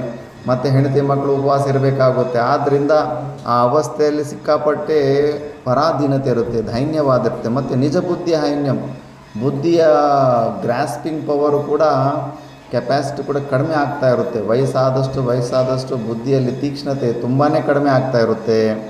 ಮತ್ತು ವೃದ್ಧತ್ವ ಸಂಭಾವಿತ ದುರ್ದಶಾಂತಾಂ, ವಯಸ್ಸು ಬರ್ತಾ ಇದೆ, ಎಲ್ಲರಿಗೂ ಟ್ರೆಮರ್, ವೃದ್ಧಾವಸ್ಥೆ ಬಂತಂದರೆ ಹೆದರಿಕೆ. ಅದಕ್ಕೆ ಮುಂಚೆನೇ 50 ವರ್ಷ ಆಯಿತು, ಕೂದಲು ಸ್ವಲ್ಪ ಬೆಳ್ಳಗಾಯ್ತು ಅಂದ್ರೇ ಎಲ್ಲ ಪ್ರಕಾರದ ಇನ್ಸೆಕ್ಯೂರ್ ಫೀಲಿಂಗ್ ಸ್ಟಾರ್ಟ್ ಆಗುತ್ತೆ. ಅದಕ್ಕೆ ತಕ್ಕಾದಂಥ ಪ್ರಯತ್ನಗಳೆಲ್ಲ ಮಾಡ್ಕೊತಾ ಇರ್ತಾರೆ. ಫಿಕ್ಸ್ಡ್ ಡೆಪಾಸಿಟ್ ಮಾಡಿಕೊಡೋದು, ಏನೋ ಒಂದು ವ್ಯವಸ್ಥೆ ಮಾಡ್ಕೊತಾ ಇರ್ತಾರೆ. ಆ ವೃದ್ಧಾವಸ್ಥೆ ಬರ್ತಾ ಇದೆ ಅನ್ನೋ ಒಂದು ಭಯ, ಸಂಭಾವಿತ ದುರ್ದಶಾಂತಾಂ, ಹೆದರಿಕೆಯಿಂದ ಜೀವನ ನಡೆಸಬೇಕಾಗುತ್ತೆ. ಇದನ್ನೆಲ್ಲ ವಿಚಾರ್ಯಕೋವ ವಿರತಿಂನ ಯಾತಿ, ಇದನ್ನೆಲ್ಲ ವಿಚಾರ ಮಾಡಿದ್ರೆ ಯಾಕೆ ವೈರಾಗ್ಯ ಬರೋದಿಲ್ಲ? ಅಷ್ಟೇ ಅಲ್ಲ, ಪಿತ್ತಜ್ವರಾರ್ಷ ಕ್ಷಯಗುಲ್ಮಶೂಲ ಶ್ಲೇಷ್ಮಾದಿರೋಗೋದಿತ ತೀವ್ರ ದುಃಖಂ ದುರ್ಗಂಧಮಸ್ವಾಸ್ಥ್ಯಮನೂನ ಚಿಂತಾಂ ವಿಚಾರ್ಯಕೋವ ವಿರತಿಂ ನ ಯಾತಿ. ಜ್ವರಗಳು, ಪಿತ್ತಜ್ವರ, ಆರ್ಷ, ಇನ್ನು ಎಲ್ಲ ಪ್ರಕಾರದ ರೋಗಗಳು ಒಂದು ಹೋದರೆ ಇನ್ನೊಂದು ಬರ್ತಾ ಇರ್ತದೆ. ತಲೆನೋವು ಹೋದರೆ ಹೊಟ್ಟೆನೋವು ತಲೆನೋವು, ಇಲ್ಲ ಜ್ವರ, ಯಾವುದೋ ಒಂದು ರೋಗ ಒಂದು ಹೋದರೆ ಒಂದು ಇಟ್ಕೊತಾ ಇರ್ತವೆ. ಅದಕ್ಕೆ ಇವೆಲ್ಲ ಮತ್ತೆ ಶರೀರದಲ್ಲಿ ಯಾವಾಗಲೂ ದುರ್ಗಂಧಮಸ್ವಾಸ್ಥ್ಯ ಮನೂನ ಚಿಂತ, ಯಾವಾಗಲೂ ಬೆಳಗ್ಗೆ ಸ್ನಾನ ಮಾಡು, ಸಾಯಂಕಾಲ ಸ್ನಾನ ಮಾಡು, ಆದರೂ ಕೂಡ ಶರೀರದಲ್ಲಿ 1-2 ತಾಸು ಸ್ವಲ್ಪ ಬಿಸಿಲು ಬಂತಂದರೆ ಬೆವರು ಬಂದು ಮತ್ತೆ ದುರ್ಗಂಧ ಸ್ಟಾರ್ಟ್ ಆಗಿಬಿಡುತ್ತೆ. ದುರ್ಗಂಧವಾದಂಥ ಈ ಶರೀರದಲ್ಲಿ ತಾದಾತ್ಮ್ಯ ಇಟ್ಕೊಂಡಿದ್ದೀವಿ. ದುರ್ಗಂಧ ಅಸ್ವಾಸ್ಥ್ಯ ಮನೂನ ಚಿಂತಂ, ಯಾವಾಗಲೂ ಚಿಂತೆಗಳೇ ಇರ್ತವೆ, ಯಾವುದೋ ಒಂದರ ಬಗ್ಗೆ ಚಿಂತೆ. ವೃದ್ಧಾವಸ್ಥಾ ಚಿಂತಾಸಕ್ತ ಅಂತಾರೆ. ಚಿಂತೆಗಳು ಬಿಟ್ಟರೆ ಇನ್ನೇನು ಇರೋದಿಲ್ಲ ವೃದ್ಧಾವಸ್ಥೆಯಲ್ಲಿ. ಯಾವಾಗಲೂ ಏನೋ ಕಳ್ಕೊಂಬಿಟ್ಟಿರೋರ ಥರ ಡಲ್ಲಾಗೇ ಇರ್ತೀವಿ ವಯಸ್ಸಾದ ಮೇಲೆ. ಆದ್ದರಿಂದ ಇವೆಲ್ಲ ವಿಚಾರ ಮಾಡಿ ನಿನಗೆ ಯಾಕೆ ವೈರಾಗ್ಯ ಬರೋದಿಲ್ಲ ಅಂತಾರೆ. ಈ ಥರ ಗರ್ಭಾವಸ್ಥೆಯಲ್ಲಿಂದ ಇದ್ರ ಬಗ್ಗೆ ಎಲ್ಲ ವೈರಾಗ್ಯವನ್ನು ಹೊಂದಿ ನಾವು ಮೋಕ್ಷಕ್ಕೆ ಪ್ರಯತ್ನನ ಹೊಂದಬೇಕು. ಮತ್ತೆ ಈ ಜನ್ಮಕ್ಕೆ ಬರಬಾರದು, ಆತ್ಯಂತಿಕ ದುಃಖ ನಿವೃತ್ತಿಯನ್ನು ಮಾಡ್ಕೋಬೇಕಂದ್ಬಿಟ್ಟು ಈ ಅಷ್ಟಕರು ಈ ಗರ್ಭಾವಸ್ಥೆಯಲ್ಲಿರೋ ಸ್ಥಿತಿಯನ್ನು ಹೇಳ್ತಾರೆ. ಮತ್ತು ಇನ್ನೂ ಕುತೂಹಲ ಆಗುತ್ತೆ, ಇನ್ನೂ ಕೇಳ್ತಾರೆ, ಮತ್ತು ಈ ಸ್ಥೂಲ ಶರೀರ ಬಿಟ್ಟಿದ ಮೇಲೆ ಹೊರಗಡೆ ಯಾವ ಥರ ಶರೀರ ಇರುತ್ತೆ, ಹೆಂಗಿರುತ್ತೆ ಅಂತ ಇದ್ರ ಬಗ್ಗೆ ನಾವು ವಿಚಾರ ಮಾಡ್ಕೊಂಡಿದ್ದೀವಿ. ಸೂಕ್ಷ್ಮ ಶರೀರದಲ್ಲಿರ್ತೀವಿ ನಾವು. ಪಂಚ ಜ್ಞಾನೇಂದ್ರಿಯಗಳು, ಪಂಚ ಕರ್ಮೇಂದ್ರಿಯಗಳು, ಪಂಚ ಪ್ರಾಣಗಳು, ಮನಸ್ಸು, ಬುದ್ಧಿ, ಈ 17ರ ಸೆಟ್ ಏನಿರುತ್ತೋ ಆ ರೂಪದಲ್ಲಿರ್ತೀವಿ. ಅದನ್ನೇ ಇಲ್ಲಿ ಅಷ್ಟಕರು ಮತ್ತೆ ಅದನ್ನು ಹೇಳ್ತಾ ಇದ್ದಾರೆ. ಸ್ವಪ್ನದಲ್ಲಿ ನಾವು ಯಾವ ಶರೀರವನ್ನು ಹೊಂದಿರುತ್ತೇವೆಂಬುದನ್ನು ಸ್ಪಷ್ಟವಾಗಿ ಹೇಳಲಾರೆವು. ಸ್ವಪ್ನದಲ್ಲಿ ನಾವು ಹಾರುತ್ತೇವೆ, ಕುಣಿಯುತ್ತೇವೆ, ಮೇಲಿನಿಂದ ಕೆಳಗೆ ಬೀಳುತ್ತೇವೆ, ನೀರಿನಲ್ಲಿ ಮುಳುಗುತ್ತೇವೆ, ಕೆಲವೊಮ್ಮೆ ರತಿಸುಖವನ್ನು ಅನುಭವಿಸುತ್ತೇವೆ. ಆದರೆ ಆ ಶರೀರವು ಯಾವುದು ಎಂಬುದಕ್ಕೆ ನಾವು ಉತ್ತರಿಸಲಾರೆವು. ಪ್ರಾಣಿಯು ಸತ್ತ ಮೇಲೆ ಸ್ವಪ್ನ ಶರೀರದಂತೆಯೇ ಒಂದು ಶರೀರವು ಅದಕ್ಕೆ ಪ್ರಾಪ್ತವಾಗುತ್ತದೆ. ಅದನ್ನೇ ಸೂಕ್ಷ್ಮ ಶರೀರ ಅಂತಾರೆ. ಸ್ವಪ್ನ ಶರೀರದಲ್ಲಿ ಸಜೀವನಾಗಿರುವಂತೆ ಅನ್ಯ ಶರೀರಕ್ಕೆ ಹೋಗುವಾಗಲೂ ಪ್ರಾಣ ಸಹಿತವಾಗಿಯೇ ಹೋಗುತ್ತಾನೆ.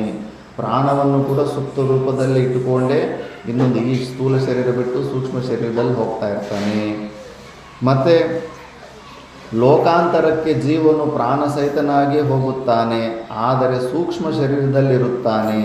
ಆ ಶರೀರದಲ್ಲಿ ಕೇವಲ ಪುಣ್ಯ ಪಾಪಗಳು ಫಲವಿರುತ್ತದೆ. ಪಾಪ ಪುಣ್ಯ ಫಲಗಳಿಂದ ಕೂಡಿದ ಜೀವನು ಗಾಳಿಯಲ್ಲಿ ಚಲಿಸುತ್ತಿರುತ್ತಾನೆ. ಜೀವನು ಕರ್ಮ ಫಲಾನುಸಾರವಾಗಿ ಲೋಕಗಳಲ್ಲಿ ಅವನಿಗೆ ಸ್ಥಾನವೊಂದು ಕಲ್ಪಿತವಾಗಿರುತ್ತದೆ. ಆ ಸ್ಥಾನವು ಸಿಕ್ಕುವವರೆಗೂ ಅವನು ಗಾಳಿಯಲ್ಲೇ ಅಳೆಯುತ್ತಿರುತ್ತಾನೆ, ವೇಟಿಂಗ್ ಲಿಸ್ಟಲ್ಲೇ ಇರ್ತಾರೆ. ನೆಕ್ಸ್ಟು ಅವನಿಗೆ ಅನುಕೂಲವಾದ ಕರ್ಮಗಳಿಗೆ ಅನುಕೂಲವಾದ ಶರೀರ ರೆಡಿ ಆಗೋ ತನಕ ಗಾಳಿನಲ್ಲೇ ವೇಟಿಂಗ್ ಲಿಸ್ಟಲ್ಲೇ ಇರಬೇಕಾಗುತ್ತೆ ಆ ಸೂಕ್ಷ್ಮ ಶರೀರಕ್ಕೂ ಕೂಡ. ಅದಾದ ಮೇಲೆ ಹೆಚ್ಚು ಪುಣ್ಯವಂತನು ನವನೂತನವಾಗಿಯೂ ಮಂಗಳಕರವಾಗಿಯೂ ಇರುವ ರೂಪವನ್ನು ಹೊಂದುತ್ತಾನೆ. ಮತ್ತು ಪಿತೃ ಗಂಧರ್ವ ದೇವ ಪ್ರಾಜಾಪತ್ಯ ಬ್ರಹ್ಮಲೋಕಗಳಿಗೆ ತನ್ನ ಪುಣ್ಯಕ್ಕೆ ಅನುಗುಣವಾಗಿ ಮತ್ತು ಅನುಕ್ರಮವಾಗಿ ಹೋಗುತ್ತಾನೆ. ಪುಣ್ಯಗಳು ಹೆಚ್ಚು ಮಾಡಿಕೊಂಡ್ರೆ ಎಲ್ಲ ಊರ್ಧ್ವ ಲೋಕಗಳಿಗೆ ಹೋಗ್ತೀವಿ. ಮತ್ತು ಪಾಪ ಮಾಡಿಕೊಂಡಿರೋರು ಪುಣ್ಯಕರ್ಮ ಮಾಡಿದವರೇನೋ ಪುಣ್ಯಯೋನಿಗಳಿಗೆ ಹೋಗ್ತಾರೆ. ಪಾಪಕರ್ಮಗಳನ್ನು ಮಾಡಿದವರು ಪಾಪಿಷ್ಠರಾಗಿ ಜನ್ಮ ತಾಳುತ್ತಾರೆ. ಬಹಳ ಪಾಪಿಷ್ಠರಾದವರಾದರೆ ಹುಳುಗಳಾಗಿ ಹುಟ್ಟಿರ್ತಾರೆ. ಪತಂಗಗಳಾಗಿ, 4 ಕಾಲುಗಳುಳ್ಳ ಪ್ರಾಣಿಗಳಾಗಿಯೋ, 2 ಕಾಲುಗಳುಳ್ಳ ಪ್ರಾಣಿಗಳಾಗಿಯೋ, 6 ಕಾಲುಗಳುಳ್ಳ ಪ್ರಾಣಿಗಳಾಗಿಯೂ ಜನ್ಮ ತಾಳುತ್ತಾರೆ. ಆದ್ದರಿಂದ ಪಾಪಕರ್ಮಗಳು ಮಾಡುವವರು ಪಶು ಪಕ್ಷಿ ಹೇನುಗಳು ಕ್ರಿಮಿಕೀಟ ಯೋನಿಗಳಿಗೆ ಹೋಗ್ತಾರೆ. ಮನುಷ್ಯ ಪ್ರಾಣ ಬಿಡುವಾಗ ಪ್ರಾಣವಾಯುವು ಯಾವ ಇಂದ್ರಿಯ ಮಾರ್ಗದಿಂದ ಹೊರಗಡೆ ಹೋಗಿದೆಯೋ ಅದರಿಂದ ನಾವು ಲೆಕ್ಕ ಆಗಿಬಿಡ್ಬೋದು. ಜ್ಞಾನೇಂದ್ರಿಯಗಳು, ಅದಕ್ಕೆ ಕೆಲವರು ಕಣ್ಣು ತೆಕ್ಕೊಂಡು ಪ್ರಾಣ ಬಿಟ್ಟಿರ್ತಾರೆ, ಕೆಲವರು ಬಾಯಿ ತೆಕ್ಕೊಂಡು ಪ್ರಾಣ ಬಿಟ್ಟಿರ್ತಾರೆ, ಕೆಲವರು ಬೆವರು ಬಂದು ಪ್ರಾಣ ಬಿಟ್ಟಿರ್ತಾರೆ, ಕೆಲವರು ಮಲಮೂತ್ರಗಳು ಬಿಟ್ಟು ಪ್ರಾಣ ಬಿಟ್ಟಿರ್ತಾರೆ. ಪಂಚ ಜ್ಞಾನೇಂದ್ರಿಯಗಳ ದ್ವಾರದಿಂದ ಪ್ರಾಣ ಹೊರಗಡೆ ಹೋಗಿತ್ತಂದರೆ ಲಾಸ್ಟ್ ಮೂಮೆಂಟಲ್ಲಿ ಮತ್ತೆ ಅವ್ರಿಗೆ ಮನುಷ್ಯ ಜನ್ಮ ಸಿಗುತ್ತೆ. ಊರ್ಧ್ವ ಲೋಕಕ್ಕೆ ಹೋಗೋಕ್ಕೂ ಚಾನ್ಸ್ ಇರುತ್ತೆ. ಊರ್ಧ್ವ ಲೋಕ ಅಂದರೆ ಬ್ರಹ್ಮರಂಧ್ರದಿಂದ ಹೋಗಿರಬೇಕು ಪ್ರಾಣ. ಈಗ ಜನನೇಂದ್ರಿಯ ಮತ್ತು ಮಲಮೂತ್ರಗಳು ವಿಸರ್ಜನೆ ಮಾಡಿ ಕೆಳಗಡೆ ಏನಾದರೂ ಪ್ರಾಣವಾಯು ಹೋಯ್ತಂದ್ರೆ ಪ್ರಾಣಿ ಪಕ್ಷಿಗಳು ಕ್ರಿಮಿಕೀಟಗಳಿಗೆ ನೀಚ ಯೋನಿಗಳಿಗೆ ಹೋಗ್ಬಿಟ್ಟಿದೆ ಜೀವ ಅನ್ನೋದು ಅದು ನಮಗೆ ಸಂಕೇತ. ಅದು ಆದ್ದರಿಂದ ಪುಣ್ಯಕರ್ಮಗಳು ಹೆಚ್ಚು ಮಾಡ್ಕೋಬೇಕು. ಮತ್ತು ಸುಂದರವಾದ ಅಥವಾ ಸ್ವಚ್ಛವಾದ ಆಚರಣೆಯುಳ್ಳವರು ಪುಣ್ಯವಂತರು ಈ ಲೋಕದಲ್ಲಿ ಸುಂದರವಾದ ಪರಿಶುದ್ಧವಾದ ಬ್ರಹ್ಮಯೋನಿ ಅಥವಾ ಕ್ಷತ್ರಿಯ ವೈಶ್ಯಯೋನಿಗಳಲ್ಲಿ ಹುಟ್ಟುತ್ತಾರೆ. ಮತ್ತು ಕುತ್ಸಿತವಾದ ಆಚರಣೆಗಳುಳ್ಳ ಪಾಪಿಷ್ಠರು ನರಕದ ಕಷ್ಟಗಳನ್ನು ಅನುಭವಿಸಿ ನಾಯಿ, ಹಂದಿ, ಚಂಡಾಲ ಇವೇ ಮುಂತಾದ ಕುತ್ಸಿತ ಯೋನಿಗಳಲ್ಲಿ ಹುಟ್ಟುತ್ತಾರೆ. ರಾಜಸಿಂಹ, ಹೇಳಬೇಕಾದದ್ದೆಲ್ಲವನ್ನು ಹೇಳಿರುವೆನು. ಪುನಃ ಮತ್ತನ್ನೇನಾದರೂ ಕೇಳಬೇಕಾಗಿದ್ದರೆ ಕೇಳೋದು ಇನ್ನೂ ಪ್ರಶ್ನೆ ಕೇಳ್ತಾರೆ. ಮತ್ತು ಇನ್ನೂ ಎಷ್ಟೋ ಪ್ರಶ್ನೆಗಳು ಹುಡ್ತಾ ಇರ್ತವೆ. ಭತ್ತದ ಯಂತ್ರವು ಭತ್ತದ ಕಾಳನ್ನು ಸುಲಿದು ಅದರ ಹೊಟ್ಟು, ತೌಡು, ನುಚ್ಚು, ಉಂಡೆ, ಕಾಲುಗಳನ್ನು ಪ್ರತ್ಯೇಕಿಸಿ ಅದರದರ ಸ್ಥಾನಗಳಲ್ಲಿ ನಿಕ್ಷೇಪಿಸುವಂತೆ ಕರ್ಮವೆಂಬ ಮಹಾಯಂತ್ರವು ತನ್ನ ಹಿಡಿತಕ್ಕೆ ಸಿಕ್ಕಿಕೊಳ್ಳುವ ಜೀವಕೋಟಿಯನ್ನು ಪ್ರತ್ಯೇಕಿಸಿ ಅವರವರ ಕರ್ಮ ಫಲಾನುಸಾರವಾಗಿ ಸ್ಥಾನವನ್ನು ಕಲ್ಪಿಸಿಕೊಡುವ ಸಾಮರ್ಥ್ಯವನ್ನು ಪಡೆದಿದೆ.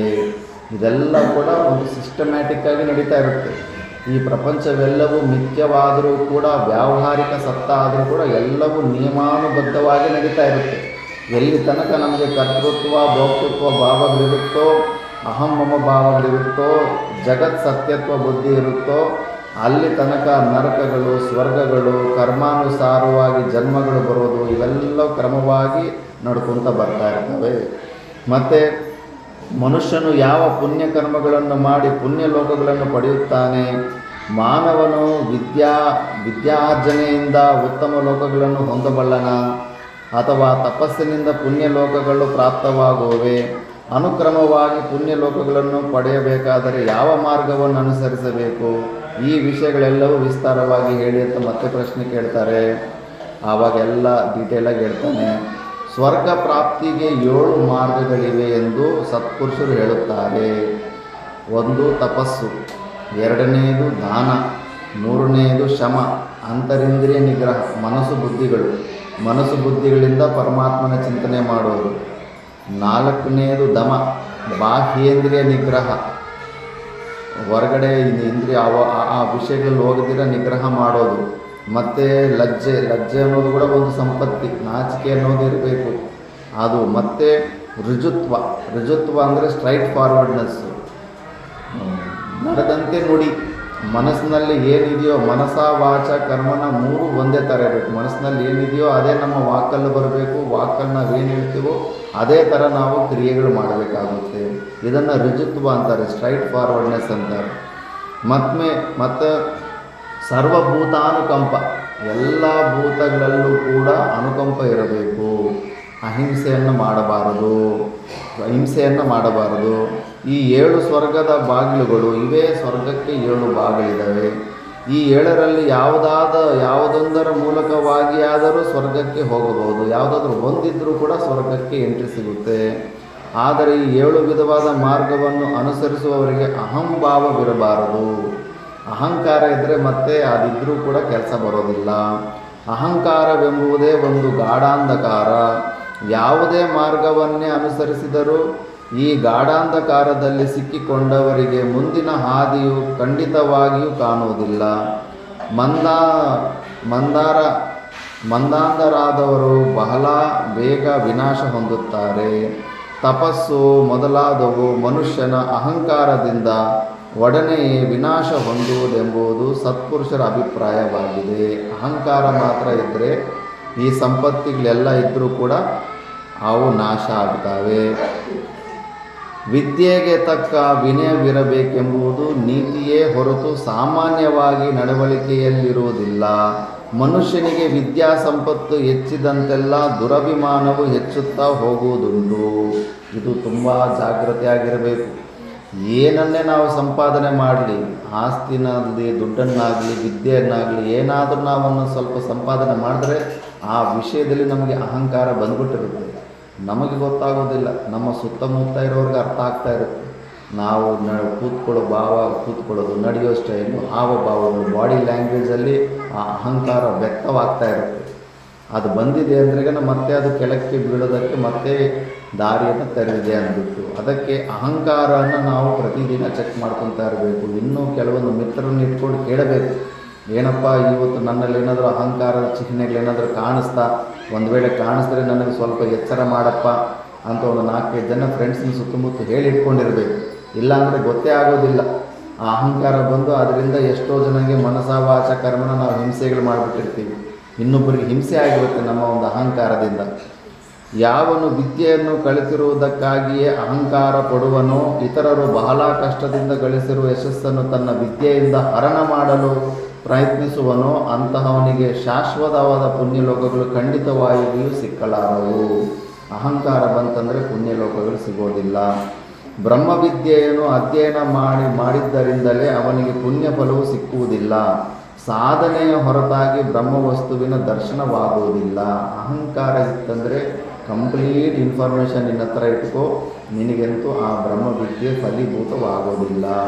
ಅದಕ್ಕೆ ಗುರುಗಳ ಹತ್ರ ಇದ್ದು ಸ್ವಾಧ್ಯಾಯ ಮಾಡೋವಾಗ ಗುರುಗಳು ಆ ಅಹಂಕಾರನ್ನೇ ಟಾರ್ಗೆಟ್ ಮಾಡ್ತಾ ಇರ್ತಾರೆ ಡೈಲಿ.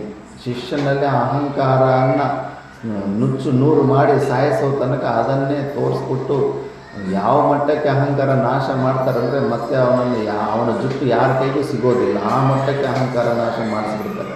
ಅಲ್ಲಿ ತನಕ ಗುರುಗಳು ಬಿಡೋದೇ ಇಲ್ಲ.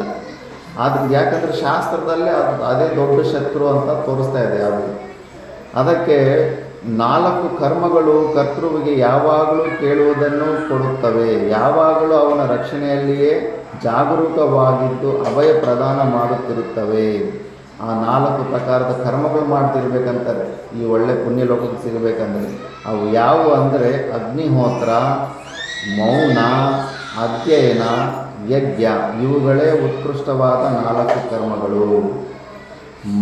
ಮಾನಕ್ಕಾಗಿ ಇತರರನ್ನು ಮೆಚ್ಚಿಸುವ ಸಲುವಾಗಿ ಧಾಂಬಿಕವಾಗಿ ಅಗ್ನಿಹೋತ್ರವನ್ನು ಮಾಡಬಾರದು. ಯಾವುದಾದ್ರೂ ಪುಣ್ಯ ಕರ್ಮಗಳು ಮಾಡಿದ್ರೆ ಇನ್ನೊಬ್ಬರ ಮುಂದೆ ತೋರಿಸ್ಕೊಳ್ಳೋದಕ್ಕೆ ಮಾಡಬಾರ್ದು. ಅದಲ್ಲ, ನಿಜವಾಗಿಯೂ ಪರಮಾತ್ಮನ ಈಶ್ವರಾತ್ಮನ ಬುದ್ಧಿಯಿಂದ ಮಾಡಬೇಕು, ಅಹಂಕಾರವಿಲ್ಲದಿರ.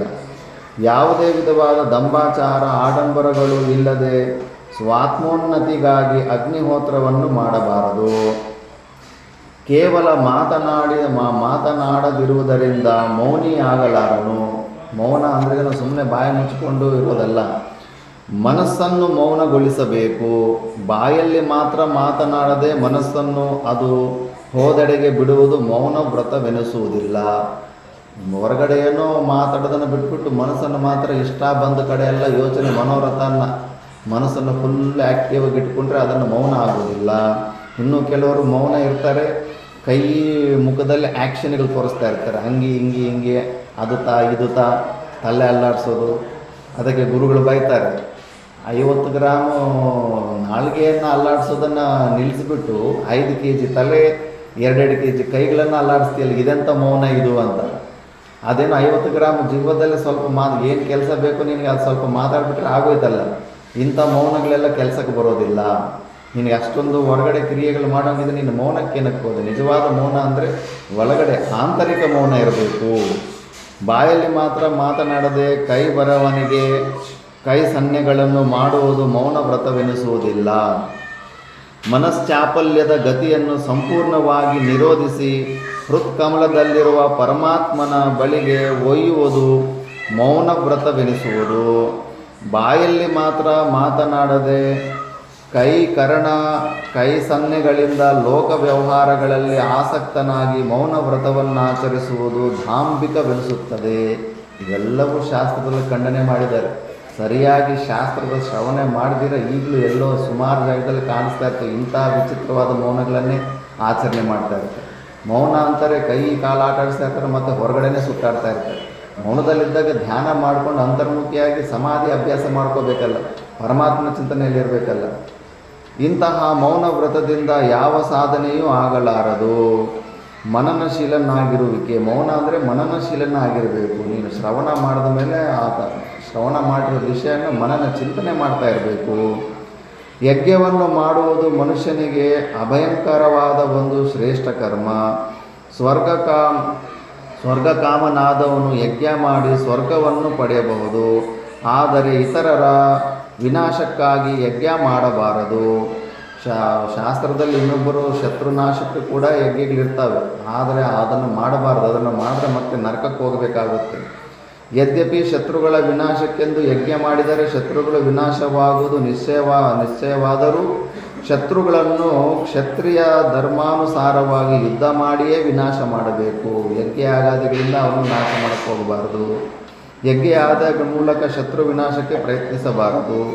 ಆತ್ಮೋದ್ಧಾರಕ್ಕಾಗಿ ಮಾತ್ರವೇ ಯಜ್ಞ ಮಾಡಬೇಕು. ನಮ್ಮ ಸ್ವರೂಪವನ್ನು ತಿಳ್ಕೊಳ್ಳೋದಕ್ಕೆ ಮೋಕ್ಷ ಸಲುವಾಗಿ ನಾವು ಯಜ್ಞ ಕಾರ್ಯಗಳು ಮಾಡಬೇಕು. ಇತರರ ನಿವೃತ್ತಿಗಾಗಿ ಯಜ್ಞ ಮಾಡುವುದರಿಂದ ಸದ್ಯ ಫಲವು ಕಂಡು ಬಂದರೂ ಕಡೆಯಲ್ಲಿ ಇಂತಹ ಕ್ರಿಯೆಗಳೇ ದುಷ್ಪರಿಣಾಮಗಳನ್ನುಂಟು ಮಾಡುತ್ತವೆ. ಈ ಥರ ಎಲ್ಲ ಬಗ್ಗೆಯೂ ಹೇಳ್ಕೊತ ಹೋಗ್ತಾ ಇರ್ತಾನೆ. ಸಮಯವು ಕೂಡ ಹೆಚ್ಚಾಗಿದೆ. ಮಿಕ್ಕಿದ್ದು ನಾವು ಬರುವ ನೆಕ್ಸ್ಟು ವರ್ಷದಲ್ಲೇ ಇನ್ನೂ ಒಳ್ಳೆಯ ಸಂವಾದ ಇದೆ. ಅಷ್ಟಕ ಮತ್ತು ಯಯಾತಿಗಳದ್ದು ಸುಮಾರು ಸಂವಾದ ಇದೆ. ಎಲ್ಲ ಬಗೆಯೂ ಪ್ರಶ್ನೆ ಉತ್ತರ ಹೇಳ್ತಾನೆ. ಜೀವನದ ಬಗ್ಗೆ ಎಲ್ಲ ಪ್ರಕಾರವಾಗಿಯೂ ಕೂಡ ಇದರ ಬಗ್ಗೆ ವಿವರಣೆ ಇರುತ್ತೆ. ಅದನ್ನು ನಾವು ಡೈಲಿಯಲ್ಲಿ ಕಾಮವೃಮಲ್ಲಿ ಸ್ವಾಧ್ಯಾಯ ಡೈಲಿ ನಡೆಸ್ತಾ ಇರ್ತೀವಿ. ಫೋನ್ ನಂಬರು ಯಾರ್ದಾದ್ರು ಕೊಟ್ಟರೆ ಅದು ವಾಟ್ಸಪ್ ಗ್ರೂಪಲ್ಲಿ ಅದನ್ನು ಜಾಯಿನ್ ಮಾಡಿಕೊಂಡ್ರೆ ನೀವು ಆ ವಾಟ್ಸಪ್ ಗ್ರೂಪಲ್ಲಿ ನೀವು ಇದನ್ನೆಲ್ಲ ಕೇಳ್ಬೋದು. ತುಂಬ ಒಳ್ಳೆಯ ವಿಚಾರಣೆ ಬಂದಿದೆ ಇಲ್ಲಿ ಯಯಾತಿ ಮತ್ತು ಅಷ್ಟಕರ ಸಂವಾದದಲ್ಲಿ. ನಮ್ಮೆಲ್ಲರಿಗೂ ಏನೇನೆಲ್ಲ ಡೌಟ್ಸ್ ಇರ್ತಾವೋ ಈ ಪ್ರಪಂಚದ ಬಗ್ಗೆ, ಸೃಷ್ಟಿ ಬಗ್ಗೆ, ಜನ್ಮದ ಬಗ್ಗೆ, ಈ ಶರೀರದ ಬಗ್ಗೆ, ಪ್ರತಿಯೊಂದರ ಬಗ್ಗೆಯೂ ಹಂಗೆ ಪ್ರಶ್ನೆ ಉತ್ತರ ಕೊಟ್ಟು ತುಂಬ ಡೀಟೇಲ್ಸ್ ಇದರಲ್ಲಿದೆ ಈಗ. ಅದಕ್ಕೆ ಇದನ್ನು ನೀವು ಆ ಥರ ವಾಟ್ಸಪ್ ಗ್ರೂಪಲ್ಲಿ ನೀವು ತಿಳ್ಕೊಬೋದು. ಮತ್ತು ಈ ಒಂದು ನನ್ನ ವಾಕ್ ಪುಷ್ಪಾಂಜಲಿಗಳು ಇವತ್ತಿನ ಸತ್ರದ ಶ್ರೀ ರಾಮಲಿಂಗೇಶ್ವರನ ಭಗವಾನ ಚರಣಗಳಿಗೆ ಅರ್ಪಣೆ ಮಾಡುತ್ತಾ ನಾನು ವಿರಾಮಗೊಳ್ಳುತ್ತಿದ್ದೀನಿ. ಓಂ ಪೂರ್ಣಮದ ಪೂರ್ಣಮಿದಂ ಪೂರ್ಣಾತ್ ಪೂರ್ಣಮುದಚ್ಯತೆ ಪೂರ್ಣಸ್ಯ ಪೂರ್ಣಮಾದಾಯ ಪೂರ್ಣಮೇವಾವಶಿಷ್ಯತೆ. ಓಂ ಶಾಂತಿ ಶಾಂತಿ.